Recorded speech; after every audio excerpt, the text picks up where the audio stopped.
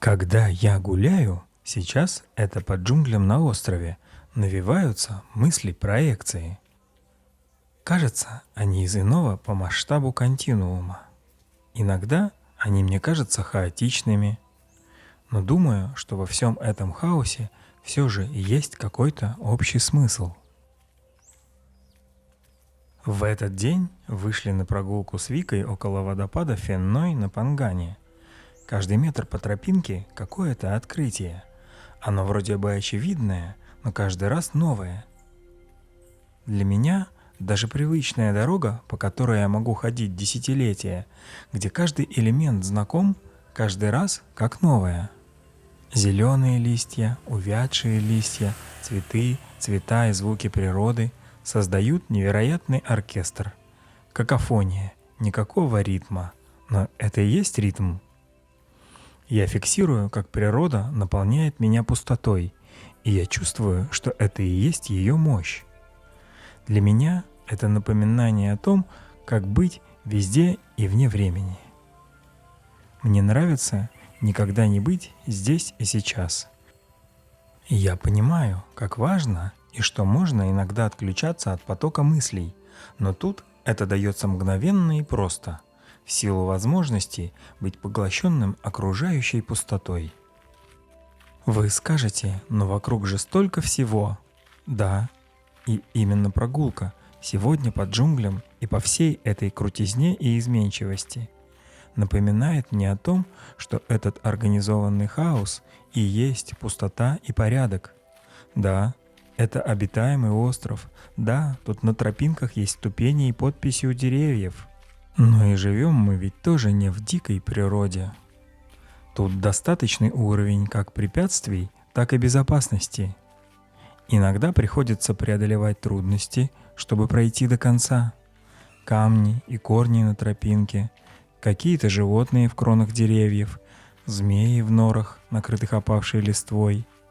Но каждый шаг, даже самый сложный, ведет к умозрительным ощущениям. Они таковы, поскольку в нашем теле для них, таких ощущений, нет органов чувств. Сенсоров нет, но ощущения есть. Испытания в таких особенных условиях делают нас кратно сильнее, ведут к развитию, подчас убивают. Но об этом в другом видео.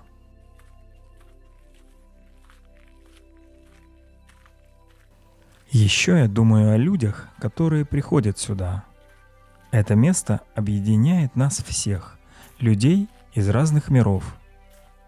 Постараюсь пояснить.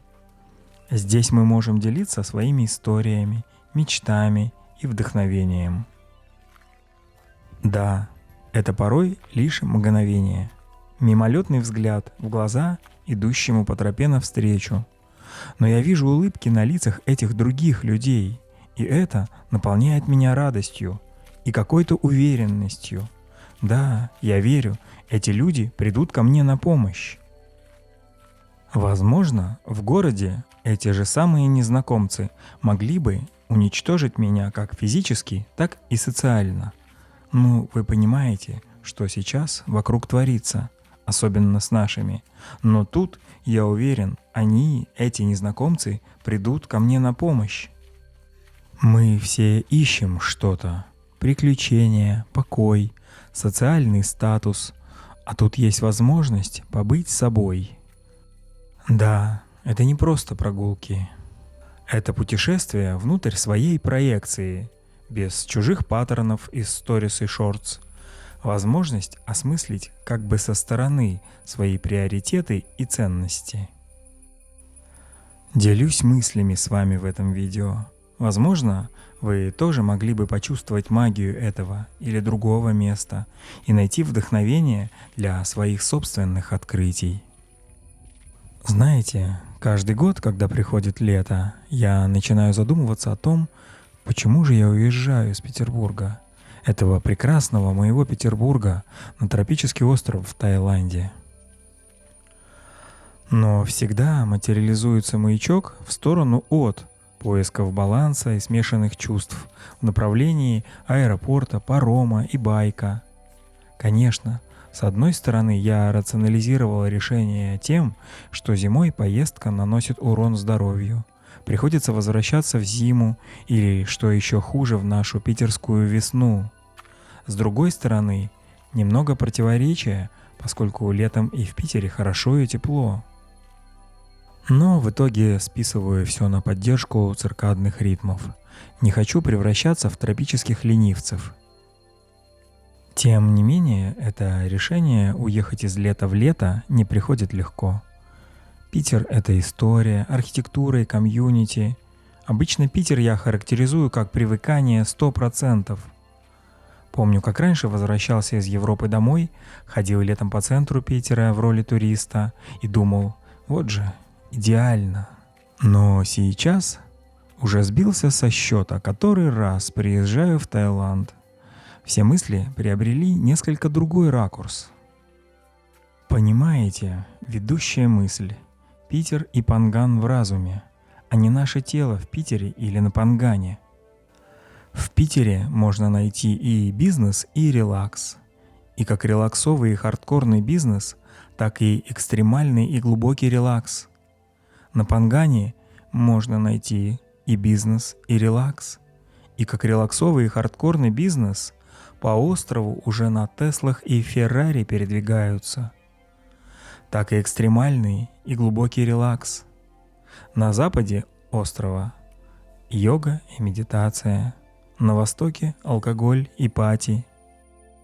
Первое, что меня привлекает в Пангане, это инверсия работы и отдыха. Работа воспринимается как отдых.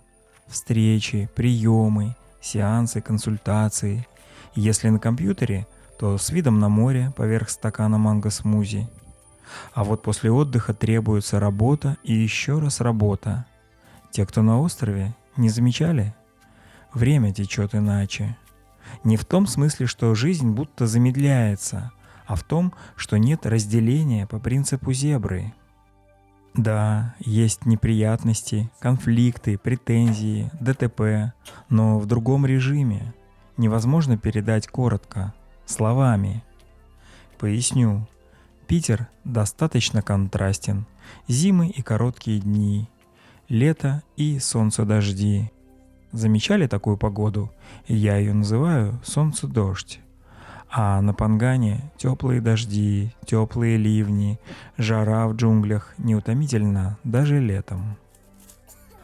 В Питере мы окружены красотой, а также уже привычной природой северо-запада.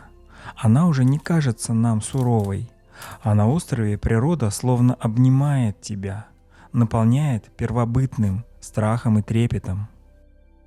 Мне нравится бродить по тропическому лесу, находить скрытые водопады и ручейки и замирать на высоте над видами окружающего зелено-голубого буйства тропиков. Это дает мне возможность вот так вот погонять мысли и что ли заново открыть мир для себя. И вот еще. Пряные ароматы, дух морепродуктов, экзотических фруктов, шум тайской ярмарки. В джунглях всего этого нет. Хотя совсем рядом. Кто долго живет в Азии, ощущает иногда необходимость отшельничества. По мне, так это целый ритуал.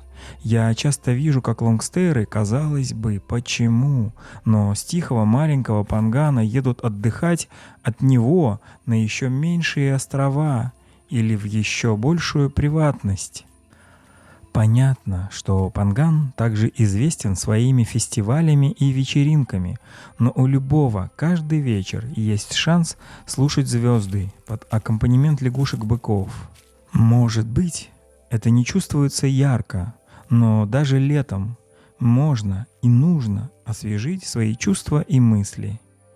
Панган для меня не место для перезагрузки, не место для летнего отдыха, не место для обновления и поиска новых вызовов, идей или вдохновений. Скорее, место для внутреннего пути.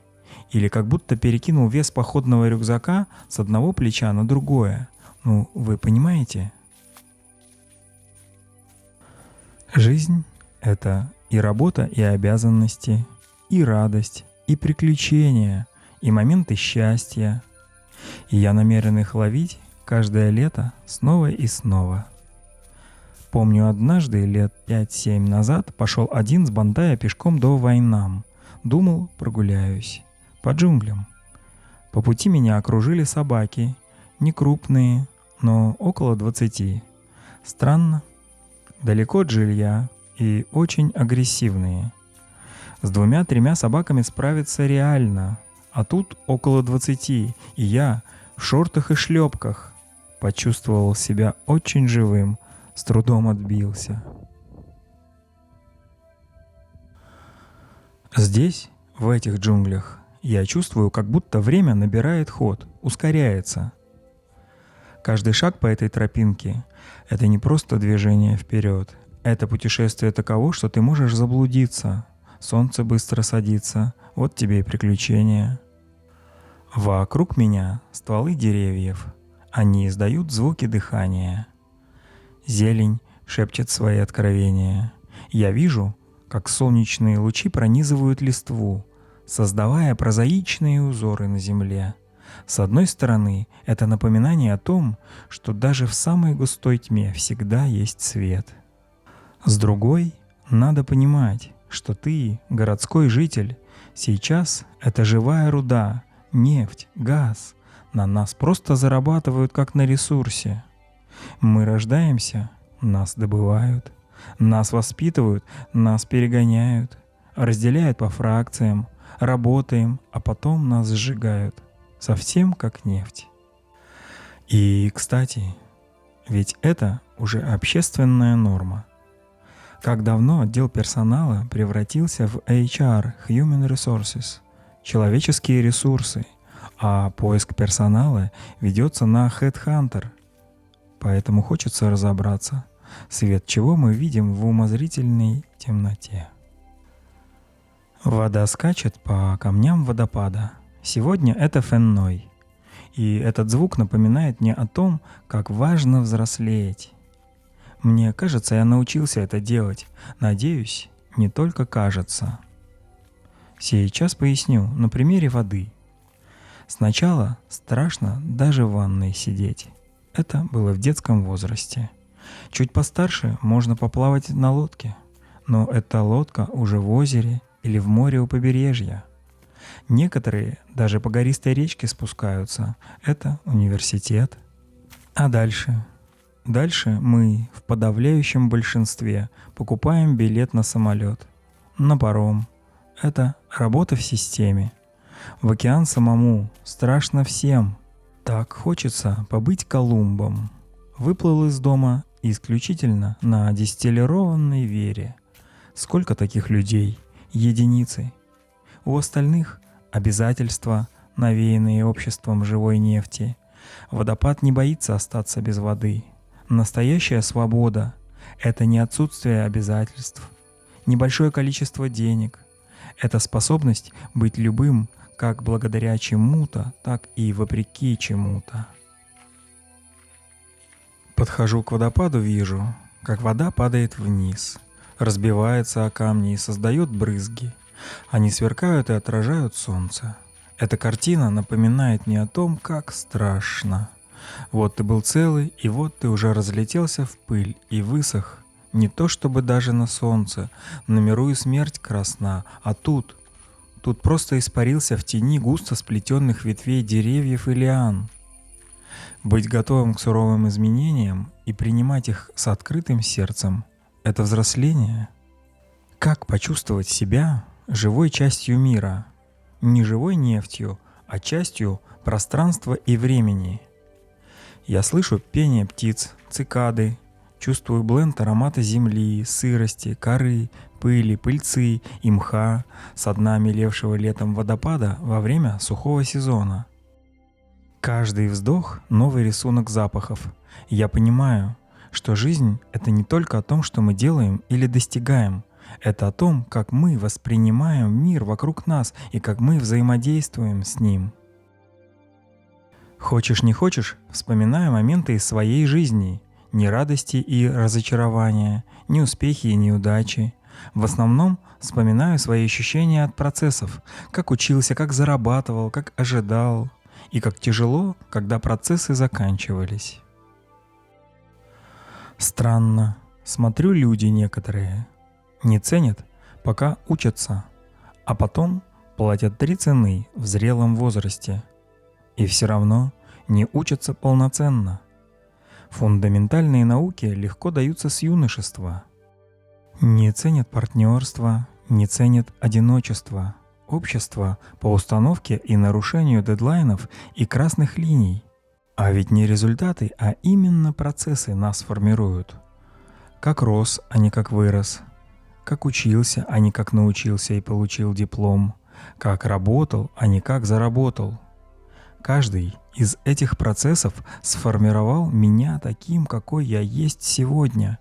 И хотя порой мне кажется, что кое-кто потерялся в своих мыслях и переживаниях, здесь, среди джунглей, я понимаю, все это часть пути. Все эти переживания делают меня более чутким к окружающему миру и к себе. Одновременно восхищаюсь ими и презираю их, тех, кто может чего-то важного не видеть и этим отрицать происходящее. Да что там геополитика и псевдогуманизм? Морщины на собственном лице исправляем хирургически, не задумываясь, как на них повлиял и еще повлияет образ жизни. Уязвимость — это не слабость, это сила. Это способность открывать разум и не принимать жизнь со всеми ее неожиданностями, представлять будущее и его материализовывать. Когда смотрю на водопад, я вижу не только его красоту, не только мощь, даже скорее не красоту и мощь. Особенно мне нравятся норвежские тонкие, кристальные, из талой воды водопады. Не Виктория или Ниагара. Вот такие тонкие водопады, как живые существа. Вот символ жизни, редко взрывной, но порой бурный, всегда непредсказуемый, иногда спокойный, иногда полувысохший, но всегда на исходе растворившийся в пространстве, в океане или в песке. Важно помнить, что мы сами выбираем, как воспринимать каждую ситуацию, ведь мы не можем позволить себе быть снесенными течением и не можем научиться плавать против него. Важны ручейки, притоки, деревья, камни. Это другие люди в наших жизнях. Друзья, семья, кто-то пришел и ушел. Каждый оставил след в потоке. Хорошо, что я не чувствую единства со всем этим окружением. Хорошо, что такие моменты стираются навсегда. Момент осознания того, что жизнь — это набор событий, это опыт, который мы не в состоянии полностью создать сами и по своей воле. Мы способны написать программу жизни, но это будет один из генераторов случайных чисел. И поскольку этот генератор рукописный, по-настоящему он даже случайным быть не может. И именно так среди джунглей Пангана я нахожу так нужный хеликоптер-вью на суть происходящих событий со мной и вокруг. Могу сдвинуть свое видение будущего в новую проекцию. Могу чувствовать больше то, для чего органы чувств неприменимы. Особенные эмоции испытываешь, когда пожил, вроде недолго, пару месяцев на острове, покинул его на неделю и вот подплываешь на пароме к знакомому причалу обратно. Казалось бы, это не твой дом, но пространство искривляется. Знакомый воздух, звук швартовки уже настолько знаком, что помнишь его, как хруст своих позвонков в скрутке. Даже звуки скутеров и байков успокаивают душу, хотя в Бангкоке глох от тех же шумов. Сходишь пешком с парома, и напряжение уходит из тела.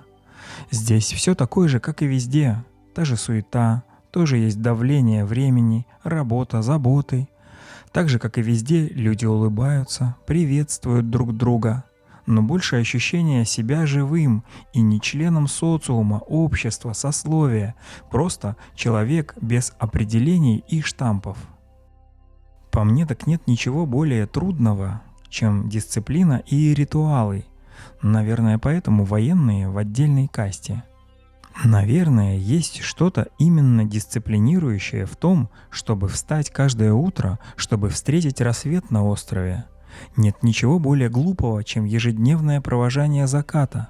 Это красиво, но осознание того, что у пилотов всегда солнечное или звездное небо во всех возможных ракурсах и сочетаниях с облаками, а иногда рассвет или закат не прекращаются подолгу, позволяют пить крепкий кофе из гейзерной турки в любое время суток и умозрительно смотреть, как солнце поднимается над горизонтом или заходит. Это момент тишины и умиротворения. А посмотреть на солнце на горизонте интересно в моменте какого-то другого действия. Дороги, работы, беседы. В такие минуты я осознаю, что не у всех есть уникальная перспектива на жизнь. Интересно, есть ли она у меня? По крайней мере, надеюсь, что я понимаю, что она возможна. Что жизнь, как ни банально, это не только работа и достижения. И точно не моменты счастья, как часто любят подчеркивать, простого счастья. Не звуки волн, не ощущение теплого песка под ногами, а жизнь — это проекция нашей, условно говоря, математической модели в этом пространственно-временном континууме. Жаль, что мы можем все это только додумывать, как блик воды на твоем теле не может почувствовать, каков весь процесс его материализации. Тогда все становится на свои полки. На базовом уровне индивиды друг для друга еда, и не надо лицемерия. На социальном уровне все это живая нефть. На духовно-религиозном уровне, как газировка в 7-Eleven, все одно и то же, но конкуренция за потребителя такова, что любая стоящая новая идея или подзатертая старая идея пожирается мейджорами рынка в момент подъема макушки от асфальта. Попробуй только начать искренние разговоры или включить поддержку, так мгновенно штамп на ауре и определение в когорту предвзятости и осуждения. Не зря говорят «не причини добра». Психологи пируют. Один клиент в духовном тупике. У него все пути закрыты, и ни один шаг не ведет к желаемому свету. Каждый поворот приводит только к еще большей запутанности. Второй клиент ищет место остановки, возможность оглянуться вокруг и переосмыслить свой путь.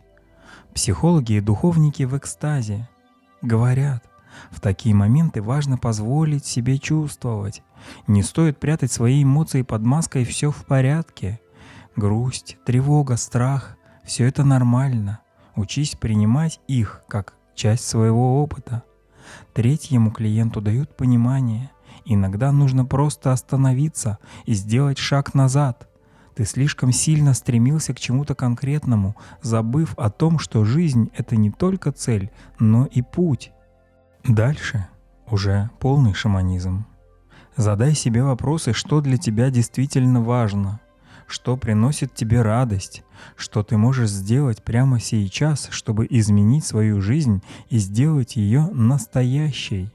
Психологи и духовные наставники начинают скупать элитную недвижимость у обедневших по сравнению с ними юристами и финансистами.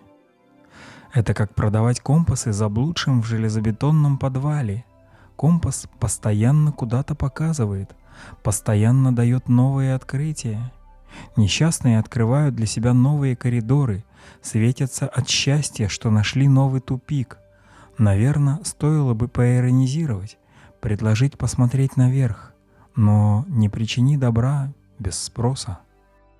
Общение с некоторыми другими людьми невероятно подкрепляет окружающее безумие. Иногда достаточно просто поделиться своими мыслями с другом или наставником.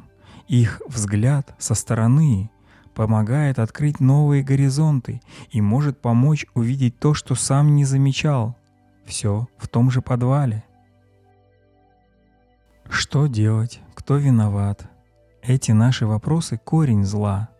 Как в смысле того, что в общем-то вопросы риторические, так и ввиду все-таки необходимости на них отвечать, раз уж вопросы поставлены. Это проклятие ограниченности реализма.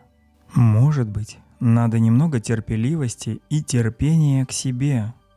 Духовный рост — это не гонка, это процесс, который требует времени и даже ингаляций самосострадания.